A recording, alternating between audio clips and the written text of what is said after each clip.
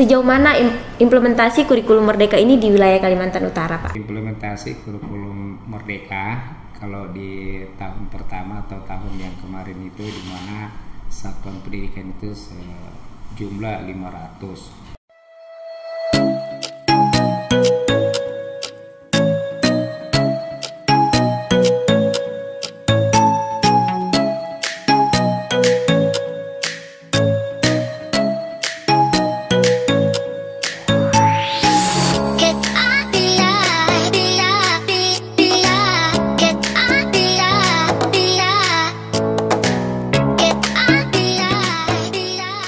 Sahabat Pendidikan Kalimantan Utara, bersama kami hari ini tamu istimewa yaitu Pak Nurdin SPD MPD.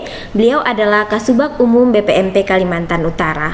Hari ini Bapak, kita akan berbincang terkait sejauh mana progres IKM di wilayah Kalimantan Utara. Saya sapa dulu tamu kita hari ini, Pak Nurdin. Apa kabar Bapak? Alhamdulillah baik-baik saja. Baik Bapak, kita akan berbicara terkait progres IKM di wilayah Kalimantan Utara karena kan kurikulum Merdeka ini sedang booming-boomingnya begitu Pak, dan pendaftaran juga masih dibuka begitu Pak. Nah kita ke pertanyaan pertama terkait sudah sejauh mana implementasi kurikulum Merdeka ini di wilayah Kalimantan Utara Pak? Jadi untuk implementasi kurikulum Merdeka kalau di tahun pertama atau tahun yang kemarin itu di mana satuan pendidikan itu sejumlah 547. Nah hal itu sudah mereka sambil belajar berkaitan dengan kurikulum Merdeka yang tentunya juga dibantu atau kita lakukan sosialisasi ke dinas atau di satuan pendidikan dan juga lewat pengawas. Kemudian kita juga didukung oleh para teman-teman yang ada di Duta Teknologi.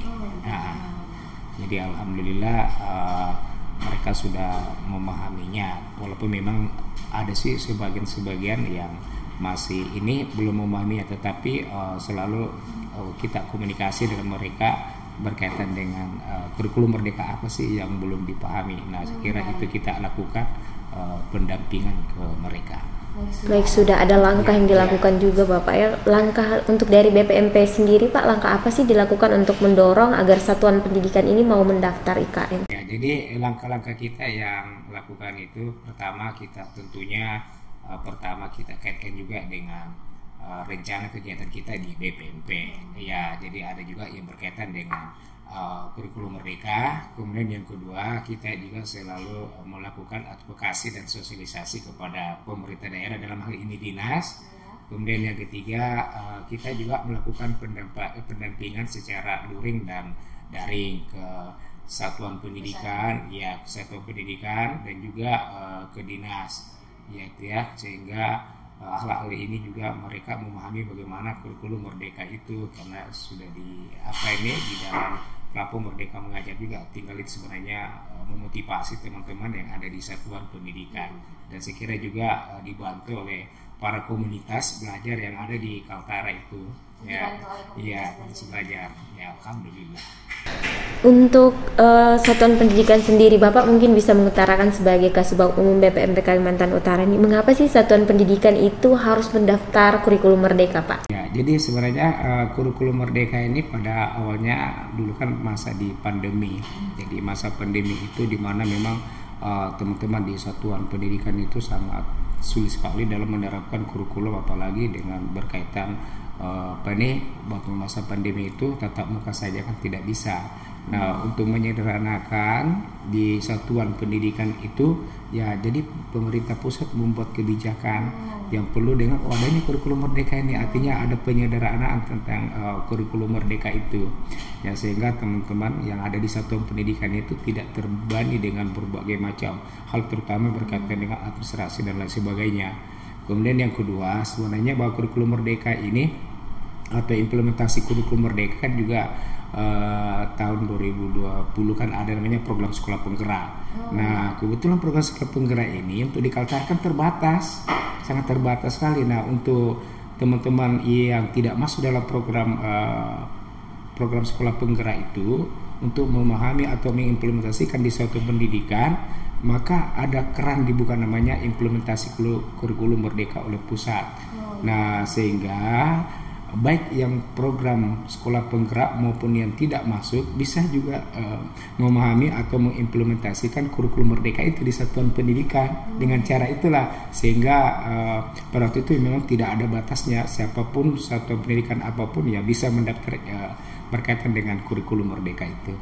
Ya, itu di tahun 2022. Baik, kalau untuk Kalimantan Utara sendiri Pak, datanya dari jumlah sekolah berapa yang mendaftar IKM sudah berapa? Ya, alhamdulillah kalau kita lihat dari rapor pendidikan itu kan jumlahnya 776. Nah, sampai hari ini itu 734. Jadi sudah masuk 94,5% gitu. Jadi ya alhamdulillah, artinya teman-teman di satu pendidikan dengan dorongan juga dari Dinas Pendidikan, motivasi dan pendidikan, kita juga lakukan sosialisasi. Ya artinya teman-teman kepala sekolah atau bapak ibu guru kepala sekolah itu mendaftar dengan termotivasi, karena ya mungkin itulah mereka ingin tahu bagaimana kurikulum merdeka itu, apalagi kan juga dimasukkan dalam Dapodik itu. Nanti sudah 95%. Iya, alhamdulillah. Itu kan berdasarkan rapor pendidikannya, kalau data rapor pendidikannya. Baik, selama mendorong satuan pendidikan untuk mendaftar IKM, Pak, ini tantangan apa sih yang dihadapi oleh BPMP ini? Karena wilayah Kalimantan Utara sendiri kita tahu banyak remote area ya, Pak. Jadi memang Provinsi Kalimantan Utara ini kan ada daerah memang yang remote area, ada memang daerah yang bisa dengan jaringan internet. Ya ada juga daerah yang bisa jaringan internet tapi artinya tidak sama yang lainnya. Perlu dorongan juga. Nah memang yang daerah remote area ini ya kita selalu komunikasi dengan dinas, ya kita komunikasi dengan dinas. Caranya atau strateginya ya mungkin teman-teman ketika berada di daerah remote area, bagaimana di sana dia harus mencari tempat jaringan itu supaya bisa mendaftar IKM itu, atau bisa juga teman-teman ketika dia ke dinas ya mungkin diskusi dengan dinas supaya bisa juga mendaftar berkaitan dengan teman-teman yang di daerah remote area. Itu ya contohnya juga mungkin di daerah Krayan itu ya teman-teman, di sana itu ada satu daerah atau satu sekolah itu di SMK Nasala itu, bahwa di situ teman-teman ke sana mendaftar. Ya mendaftar situ karena di situ memang ada jaringan karena dia menggunakan satelit. Ya jaringan Jadi memang usahanya teman-teman ya alhamdulillah betul-betul termotivasi untuk berkaitan dengan implementasi kurikulum merdeka ini untuk di Kaltara. Baik, Bapak, untuk benefitnya sendiri ketika satuan pendidikan mendaftar IKM itu apa sih manfaatnya bagi satuan pendidikan itu sendiri? Jadi memang kalau kita tahu bahwa kurikulum merdeka ini kan pada dasarnya yang pertama itu di mana teman-teman guru yang pertama itu bahwa kurikulum itu adalah kurikulum yang fleksibel. Artinya disesuaikan dengan kondisi yang ada di lingkungan sekolah. Kemudian yang kedua bahwa yang diajarkan itu adalah materi esensial. Jadi walaupun di dalam buku itu banyak materi-materi, tapi kita ajarkan materi esensial saja kepada anak-anak kita. Kemudian yang berikutnya itu mengembangkan kompetensi dengan karakter. Jadi itu yang lebih penting sebenarnya, bahwa bagaimana teman-teman yang ada di satuan pendidikan yang diutamakan itu pengembangan kompetensi. Ya bagaimana teman-teman yang di satu pendidikan dengan melakukan asesmen, kemudian dari asesmen itu hasilnya melakukan pemetaan, kemudian melakukan diferensiasi pembelajaran. Nah diferensiasi pembelajaran inilah yang dikaitkan dengan kompetensi anak-anak. Kemudian yang kedua yang dilakukan juga itu adalah pengembangan karakter. Nah ini yang sangat perlu sekali, sehingga memang di dalam kurikulum merdeka itu yang dua hal yang sangat baik sekali. Nah, tinggal memang teman-teman yang ada di satu pendidikan ini ya perlu memang harus belajar bagaimana dalam mengembangkan kompetensi dan karakter anak-anak kita yang ada di satuan pendidikan. Sekira gitu, Pak. Baik, berarti kurikulum merdeka ini memang lebih berfokus kepada anak didik. Ya, memang berfokus pada anak didik, apalagi ada juga namanya program penguatan profil pelajar Pancasila. Nah, di situ kan anak-anak sebenarnya bagaimana dalam proses melakukan kegiatan itu anak-anak itu harus happy, harus gembira berdasarkan program yang dibuat sekolah, dan yang diutamakan itu adalah prosesnya. Itu ya, prosesnya bukan hasilnya. Artinya kita banggakan bahwa ketika proses itu bagus pasti hasilnya bagus, tapi ketika prosesnya itu jelek pasti ya hasilnya juga jelek. Nah itu di situ sebenarnya kurikulum Merdeka ini yang perlu diintensifkan, itu ya berkaitan dengan P3 kalau dalam pelaksanaan ini, tapi kalau programnya program penguatan profil pelajar Pancasila itu P5. Baik, tadi terkait kalau sebelumnya kan biasanya tuh para orang tua dan guru-guru hanya melihat dari hasil saja Pak ya, tidak melihat prosesnya. Tetapi untuk kurikulum Merdeka ini bagaimana melihat proses, karena proses yang baik akan menghasilkan hasil yang baik juga. Baik Pak, terkait praktek baik nih dengan adanya implementasi kurikulum Merdeka di wilayah Kalimantan Utara, mungkin Bapak bisa memaparkan kepada sahabat pendidikan di rumah barangkali ada contoh praktek baik dengan adanya IKM di wilayah Kalimantan Utara. Jadi kalau kita lihat, karena Provinsi Kalimantan Utara ini terdiri dari 5 kabupaten, itu ya, kota, jadi 1 kota 4 kabupaten. Jadi memang yang lebih intensif ini dalam melakukan implementasi kurikulum Merdeka secara pemerintah daerah itu Kota Tarakan. Artinya Kota Tarakan ini atau Dinas Kota Tarakan ini itu membuat semacam surat edaran kepada satuan pendidikan atau menyusun sebuah program. Program itu dibuat memang dalam 1 tahun. Ya, dibuat 1 tahun itu dari tahun 2022 sampai 2023, kalau saya tidak salah itu sampai bulan 2. Nah, yang dipemberdayakan itu dari Duta Teknologi. Jadi setiap minggu itu dilakukan. Jadi Duta Teknologi ini setelah selesai mengajar, melaksanakan tugas di satuan pendidikan, mereka jalan ke satuan pendidikan. Apa yang dilakukan adalah mendampingi teman-teman untuk memahami PMM ini, kontennya itu, sampai dengan aksi nyata itu secara pemerintah. Tapi kalau satuan pendidikan itu pernah juga saya ke Kabupaten Bulungan, itu ada sekolah betul-betul menerapkan berkaitan dengan diferensiasi pembelajaran itu.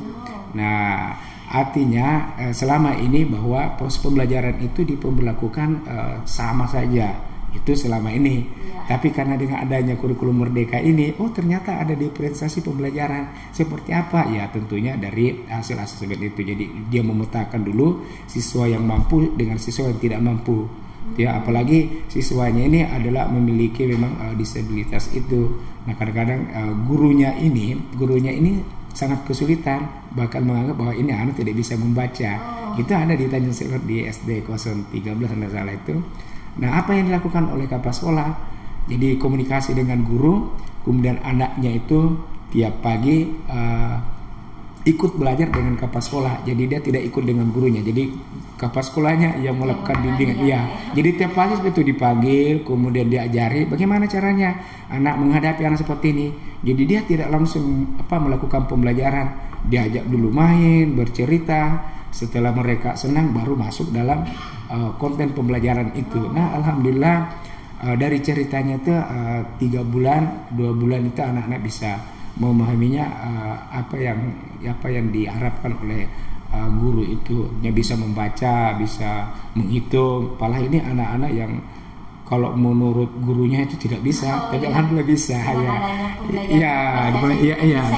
Itu praktik baik. Kemudian kedua di Nunukan. Ya, di Nunukan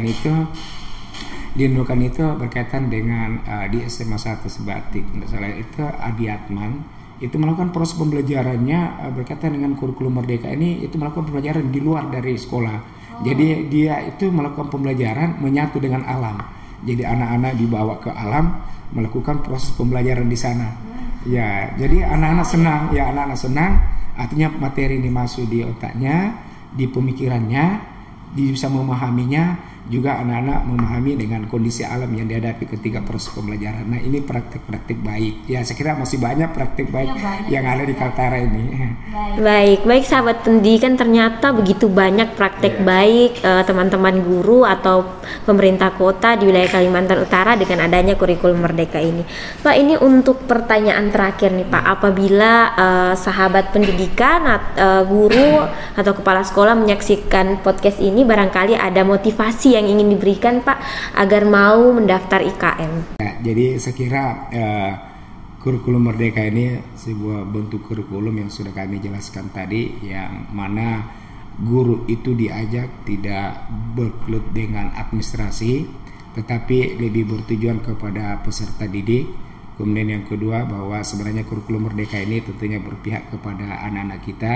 Apapun yang kita lakukan di satuan pendidikan, tentunya anak-anak yang kita dahulukan. Kemudian yang kedua, bahwa tentunya dengan kurikulum Merdeka ini, bagaimana teman-teman yang ada di satuan pendidikan selalu melakukan refleksi, evaluasi, baik itu berkaitan dengan proses pembelajaran yang dilakukan maupun juga berkaitan juga dengan perencanaan berbasis data sebenarnya. Supaya apa? Supaya teman-teman ini mengetahui apa sih kekurangannya yang selama ini ketika dilakukannya, dan hal apa yang sudah dicapai. Nah, itu dilakukan dengan refleksi. Kemudian yang ketiga, bahwa perlu menciptakan iklim pembelajaran yang kondusif. Artinya tidak ada lagi ancaman, kekerasan, pembulian. Ya itu kan ada di sana tuh. Ya tidak ada. Ya tidak. Jadi itu memang yang perlu dilakukan atau diintensifkan di satuan pendidikan. Kemudian yang berikutnya memang harus ada kemajuan, atau ada peningkatan kualitas, walaupun memang sedikit demi sedikit. Yang penting ada peningkatan. Ya, dan kalau biasanya tuh anak-anak tidak tahu mungkin berbicara di depan umum, bagaimana metodenya supaya anak-anak bisa berbicara, komunikasi di depan umum. Kemudian mungkin anak-anak ini tidak bisa bergaul, ya diajak. Itu kan berkaitan dengan karakter sebenarnya. Ya, kemudian berikutnya jangan lupa bahwa kurikulum Merdeka sebenarnya banyak hal yang dipelajari di sana, tapi itu sebenarnya sudah ada ruangnya, sudah ada dapurnya, tinggal kita dapurnya ini ditempati untuk masak, karena sebenarnya sudah ada bahannya. Ya, tinggal teman-teman ini mengolah mau masakan yang enak atau tidak. Ya tentunya ya kita ingin masak yang enak. Masakan enaknya seperti apa? Ya kita harus memahami konten-konten yang ada di dalam PMM, yang mana aplikasi ini sudah desain oleh pusat. Itu sangat bagus sekali. Tinggal ya memang motivasi dan dorongan dari teman-teman di satuan pendidikan dengan melalui komunitas belajar itu memang perlu diintensifkan. Sebenarnya banyak hal yang perlu dipelajari di sana, dan itu memudahkan guru dalam proses pembelajaran dan perencanaannya dan evaluasinya juga. Kira gitu Mbak. Jadi sebenarnya sudah tersedia semuanya Pak. Iya, sudah tersedia semua. Tinggal teman-teman ini mau belajar atau tidak. Iya. Ya gitu. Baik Pak Nurdin, terima kasih banyak Pak atas kesempatannya untuk hadir dalam podcast kali ini. Baik sahabat pendidikan Kalimantan Utara, demikian perbincangan kali ini tentang progres IKM di wilayah Kalimantan Utara. Kami informasikan bagi sahabat pendidikan Kalimantan Utara, apabila ada pertanyaan terkait program-program di Kementerian Pendidikan, bisa menghubungi kontak di bawah ini dan juga bisa mengakses di laman web BPMP Kalimantan Utara. Terima kasih, salam sehat dan salam semangat. Ya, sukses.